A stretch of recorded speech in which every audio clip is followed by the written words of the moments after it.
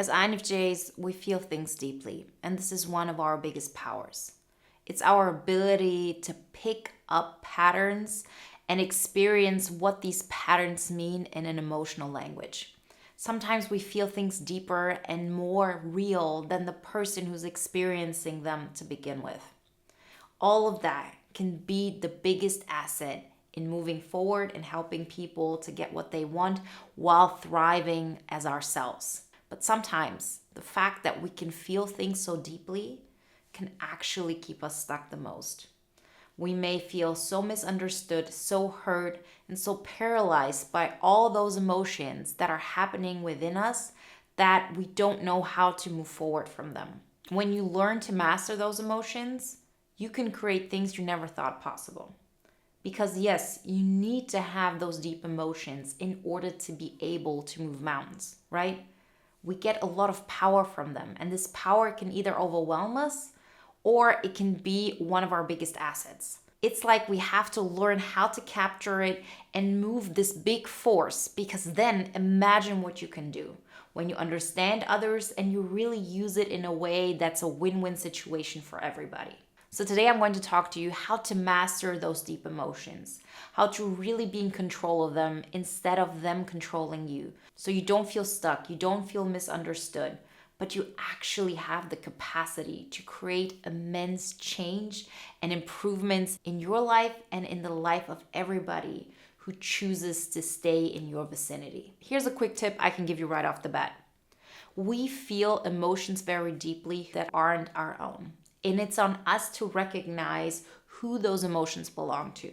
So every single time when you feel overwhelmed, when you feel like you're too attached to another person's opinion of you, when you feel hurt or abandoned or rejected, really take the time and space to recognize if these are your emotions. Is this really something you feel, or is this something somebody else feels? When you take the time, when you really take the space, when you maybe confront yourself with other emotions that you know for sure are yours, you're going to be able to make the next right move. Because the truth is, we're not predominantly feelers. What we're best at is to recognize patterns. What we're best at is to connect to the unconscious. What we're best at is to know our unique truth. So give yourself the room and the space to recognize that. You're not a bad person by cutting off other people's emotions, particularly not when they're blurring your vision. And I promise you, when other people's emotions are not blurring your vision, you're going to make choices that are full of integrity. So sometimes not having empathy for another person, not feeling so deeply, is something we have to do to move forward. It doesn't mean that we're cutting people off. It just means that we have to be strong, we have to be independent, we have to make sure that we're good so we can take a step forward that will help everybody around us get to the next level. I used to let emotions run my life. I wasn't able to recognize that I was actually feeling another person's emotions way more than I was feeling my own. We all know that, right? That this is something we INFJs do.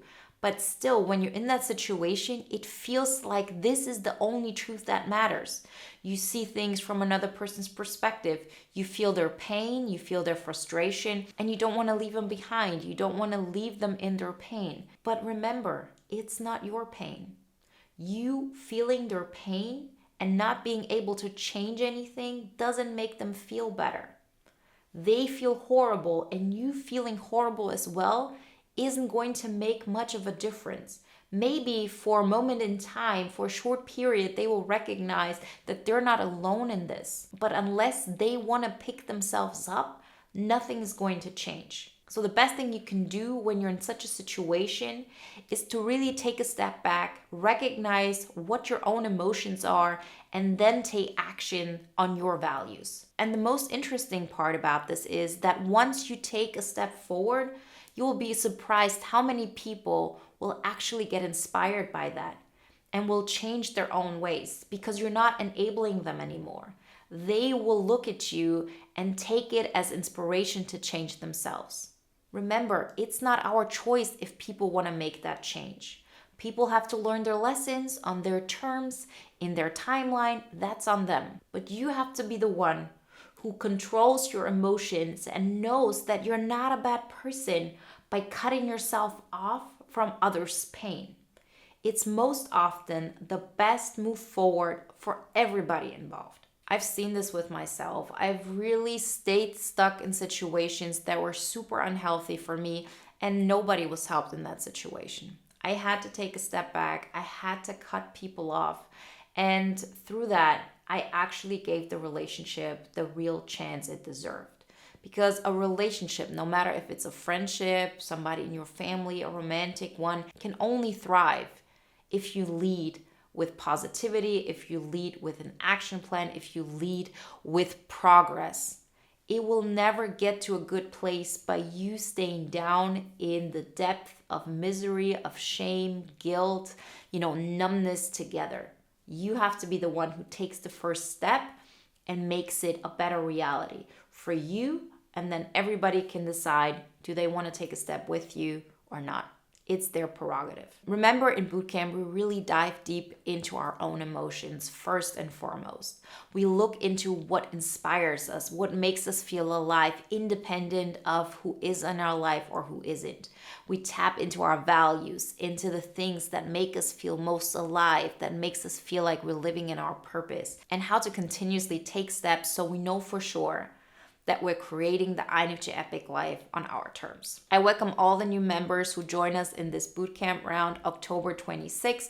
All the details you might want to know, you can find through the links in the description. You can download the free poster, and you can also sign up to the waiting list to get access to the early bird price. I can't wait to see you there. So now let's talk about 3 things that you can apply in your day-to-day life that will change this pattern. So you are tapping into your emotions, you're creating the emotions you want, you're holding on to them, and through that, you're inspiring the tribe of people who want to be part of that experience.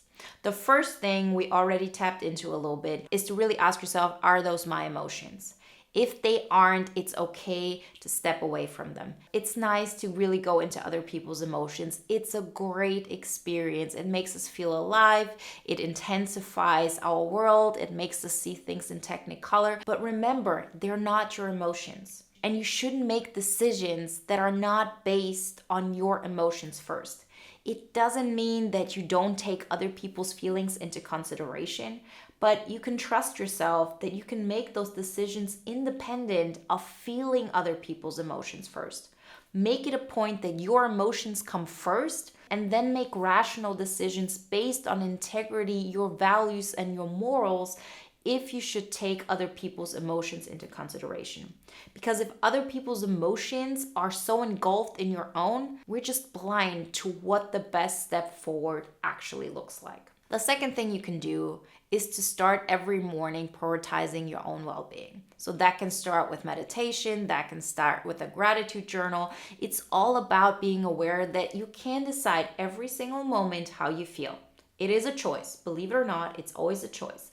Yes, bad things happen in our life, and I'm not somebody who will go on here and say, yeah, a really close family member died, but you decide to be happy. Yeah, in theory, you can do this, but we all know there are situations where we want to feel the grief, where we want to feel sad, where it's appropriate, where it's exactly what we need in order to heal things. But there are also enough situations where we get frustrated, where we get sad, where we get anxious, where we actually have the power to feel better. So if you know there's a situation that you can change immediately, then there's no reason to worry about it right now. Focus on the positive things. If there's something to really worry about, like, oh, I forgot to lock the door, yeah, you can go back, you can lock the door, you can call somebody to do that for you, whatever it may be. But in most cases, we're worrying about things that we currently can't change anything about. And so it's on us to decide what we really focus on. And you can practice this. Do it with music, do it with meditation, do it with gratitude journals. And one of the things that I really love to do is set out plans on how I'm going to create my INFJ Epic Life in the next week, in the next month, and so on.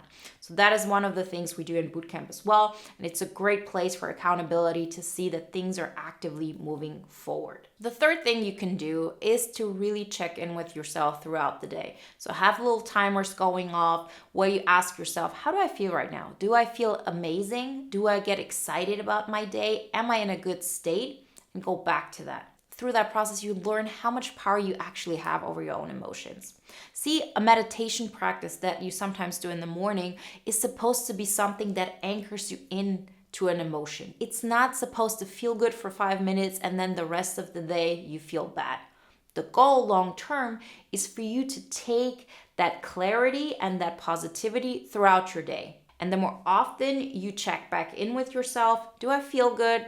Is there something I want to change? Maybe now is the time to put on a happy song, although I might not feel like it, because it's going to change the way I feel, is exactly the right step to do. If you know a certain song made you feel good in the past, chances are it's going to make you feel good now. And there's absolutely no reason why not to tap into a positive feeling within you. So remember, we can pick up other people's emotions very easily, and it is our superpower, but it can overwhelm us. And knowing that is extremely important because it allows us to set boundaries. It allows us to really tell ourselves, I'm not a bad person for not connecting with that person's pain right now. Because as long as I'm connected to their pain, I'm not going to be able to make rational decisions that are based on how I feel first. You're not selfish, you're not a bad friend. You are a healthy human being who knows that if you don't practice self-care first, there's nobody you can actually help in the long term because there's just no energy left within you. Mastering your emotions doesn't mean that you suppress them. It just means that you decide when it's time to dive into the deep emotions of somebody else, when it's okay to connect with somebody, when it's right and interesting and amazing to tap into your own emotions, and when it's time to focus on what matters most. You're not a bad person, you're not a robot. You just have the capacity to decide in which emotions you want to tap into, how far you want to tap into it, and that this quality of yours is one of your superpowers. So don't feel like you have an unfair advantage over others. Every single person has a different way of looking at the world and different qualities, and this is one of yours. It's your birthright to use them, and trust that you're going to use this ability with integrity and that you're going to stand true to your values. Remember, if you want to join our amazing community of INFJs who learn how to master their emotions in order to create the life they always wanted and to help the people around them, then join this bootcamp round that launches October 26th. Everything you might want to know you can find in the links in the description. And if you want to watch another video now that is in alignment with today's topic, then check out the video you see on the screen right now. I'll see you in the next one. Bye, guys.